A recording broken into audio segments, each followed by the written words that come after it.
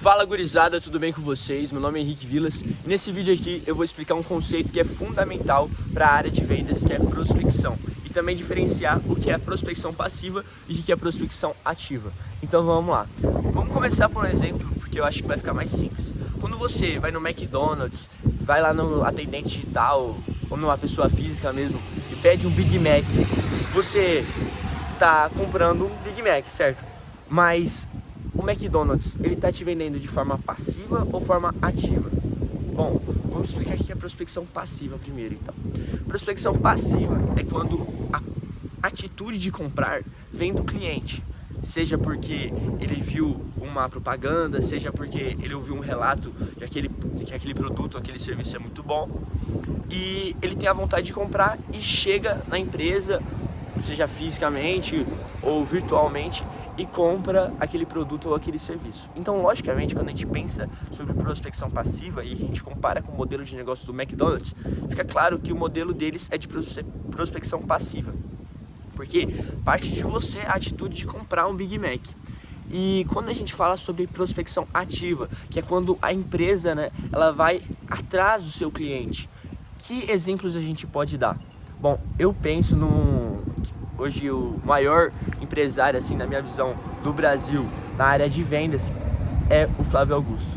O que ele construiu com o WhatsApp, que ele fez também com o Orlando City, é extremamente impressionante.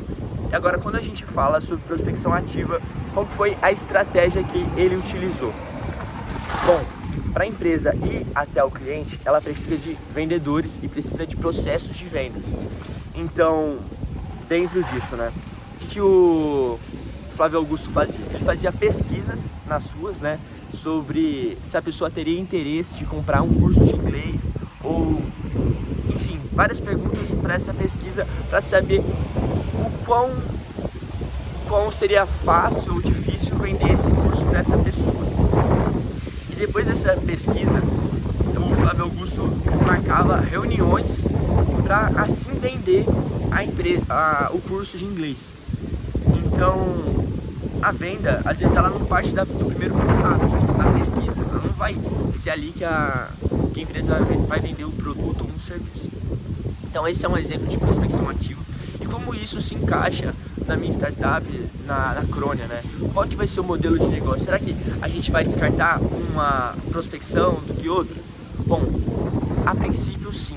Na verdade, a gente vai focar apenas na prospecção ativa até pelo menos os 100 assinantes iniciais, porque a partir disso a gente vai conseguir ter refinado o nosso serviço, que é o nosso software, e assim a gente vai poder fazer um marketing sobre ele, gerar um branding acima da marca, que vai poder falar muito mais alto e o que realmente vai alavancar e tornar as nossas vendas de forma exponencial, porque a gente vai conseguir globalizar o nosso serviço. Agora, quando eu vou de porta em porta, nas barbearias, mais pra frente nos salões de beleza, vender o meu software, isso não é escalável, porque consome meu tempo. Mas ele é fundamental para que eu tenha uma base para poder escalar mais pra frente. Então, mesmo querendo que o meu software, o meu SaaS, seja global, eu preciso pensar pequeno, pensar no meu bairro, pensar na minha cidade, para que vender nesse campo, para que consiga decolar ele para mais lugares para frente. Um vídeo que eu achei que fosse bem importante para falar para vocês, principalmente porque a maioria da galera que chega para falar comigo, que está desenvolvendo o SaaS, a dificuldade deles não é desenvolver e sim vender, O pessoal chega, pô, Vilas, me ajuda, tal, como que você foi nos lugares vender o seu SaaS? Eu acho que eu não tenho esse pique para ir e tal.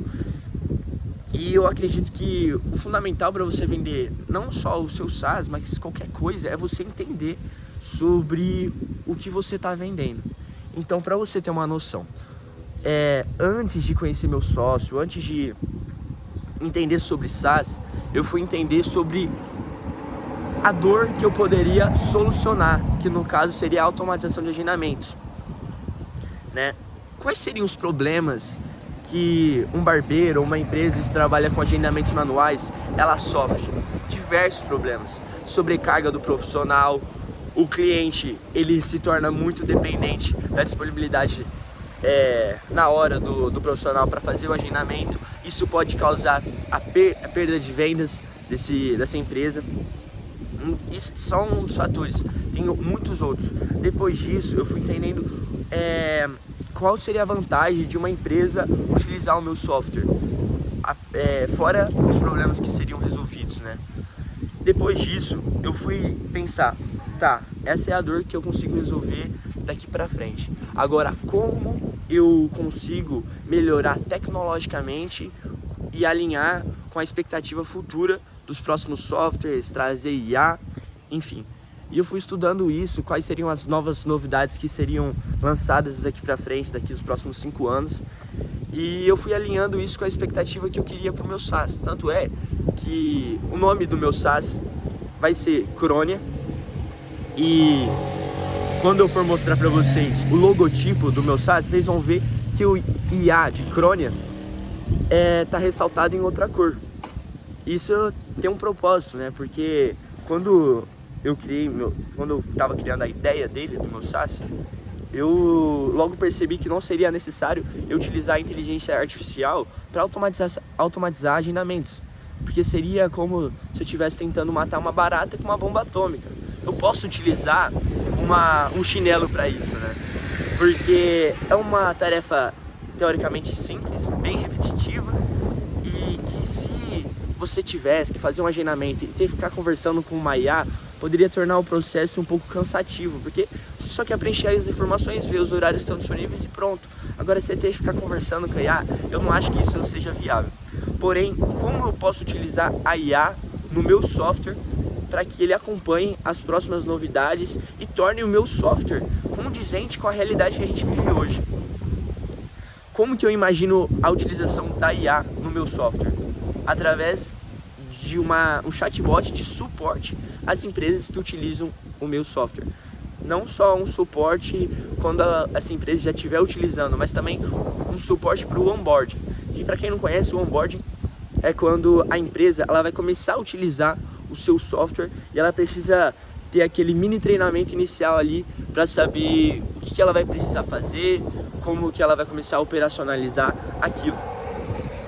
Dando até um exemplo de um colega meu que também está desenvolvendo um SaaS de automatização de agendamento, só que para um nicho diferente. Ele sofreu com o onboarding, porque o onboarding dele não foi efetivo, né? Não foi assertivo, e a empresa, ela também funciona com link de agendamento, o SaaS dele.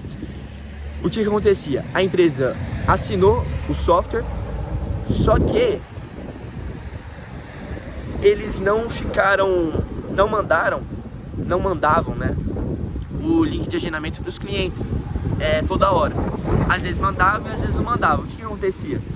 Quando não mandavam, eles agendavam de forma manual, continuavam agendando de forma manual.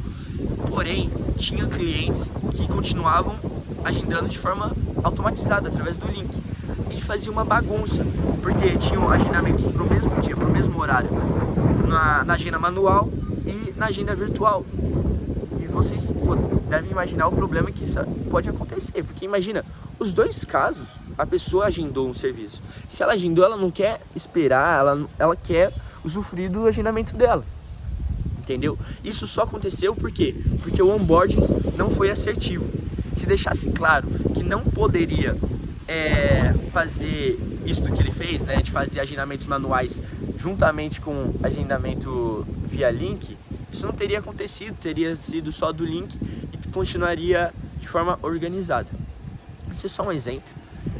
Acredito que deu para vocês entenderem as duas diferenças entre essas duas formas de prospecção. Não tem forma melhor do que a outra. Por exemplo, no McDonald's funciona muito mais a prospecção passiva. Por quê? Porque eles investiram fortemente em marketing, brand, no boca a boca. Então, para eles não precisam ir até o cliente, os clientes vão até eles. Mas eles também não são submissos, eles investem bastante em tráfego, né, em anúncios. Agora, a prospecção ativa, se o Flávio Augusto tivesse dependendo apenas do cliente vir até ele comprar o curso de inglês, ele estava ferrado com tanto de concorrência que tem hoje no mercado de cursos de inglês e naquela época também. Então ele teve que se como caçador de leads, né, de clientes. E não é à toa que isso deu certo. E essa é a estratégia que eu vou utilizar no começo, ir até os meus clientes, vender de forma ativa e mais pra frente, quando eu já tiver uma base para escalar isso, rodar em tráfego pago, em investir em um branding forte da minha marca. E é isso, espero que você tenha gostado desse vídeo. Vou até dar tinha falado com um cara que tava assistindo meus vídeos, que ele começou a me seguir no Instagram. E ele falou assim, pô, cara, você parou de postar? Pô, não, tô postando toda semana, inclusive todo vídeo é toda sexta. Eu falei assim, pô, não vi mais seus vídeos. O que aconteceu? O YouTube parou de mandar o meu vídeo pra ele. Por quê? Não sei se ele já estava inscrito ou não, mas, pô, se inscreve no canal pra continuar acompanhando essa jornada. Eu espero que semana que vem vocês vão ter mais novidades sobre o meu SaaS. Já adianto que a gente está em fase de conclusão do nosso MVP. Então se inscreve no canal, acompanha essa jornada, tá só começando, na verdade. Deixa o like nesse vídeo se você gostou. Me siga no LinkedIn, me siga no Instagram, ou Henrique Vilas. E é isso, muito obrigado. Falou!